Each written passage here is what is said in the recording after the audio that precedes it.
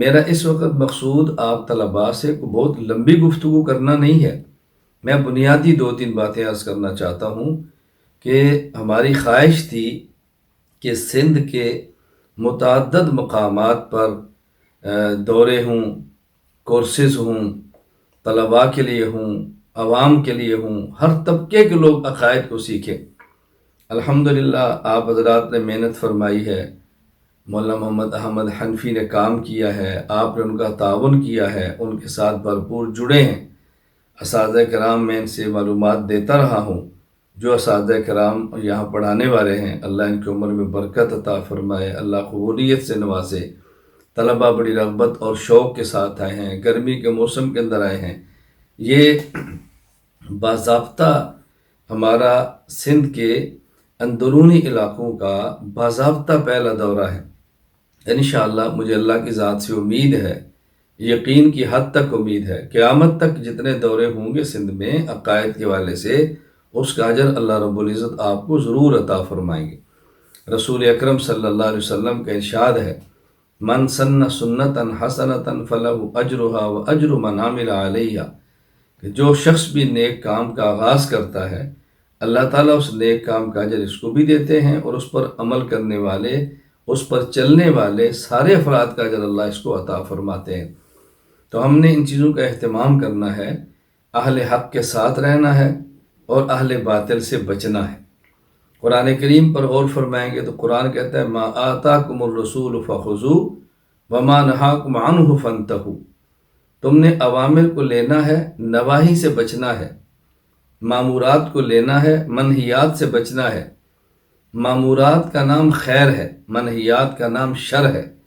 فَمَن يَعْمَلْ مِثْقَالَ ذَرَّةٍ خَيْرًا يَرَهُ وَمَن يَعْمَلْ مِثْقَالَ ذَرَّةٍ شَرًّا يَرَهُ، معمولی سے معمولی خیر کا اجر ملے گا، معمولی سے معمولی شر پہ زجر ہے، تو اجر کو لیں اور زجر سے بچیں۔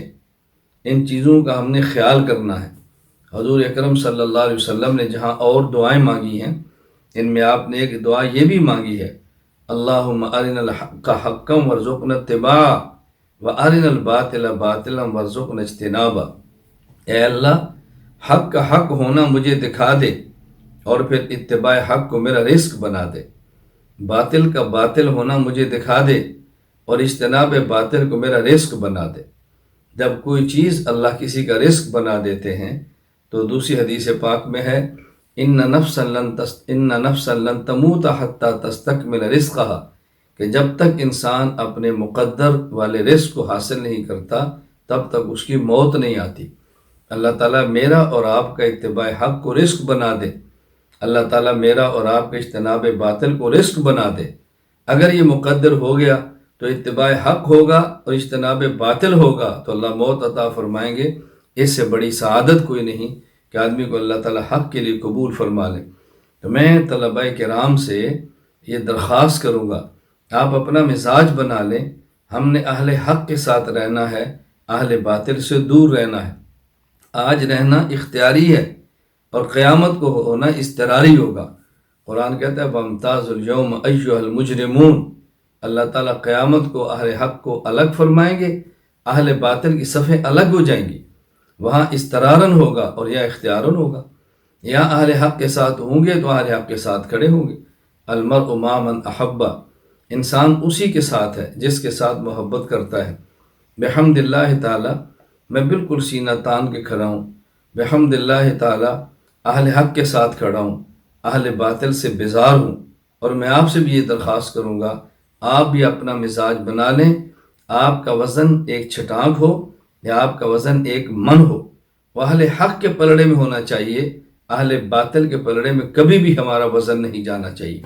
ہم نے حق کے ساتھ رہنا ہے، اہل حق کم ہوں یا زیادہ ہوں یہ ہمارے اختیار میں نہیں ہے، لیکن محنت کرنا ہمارے اختیار میں ہے۔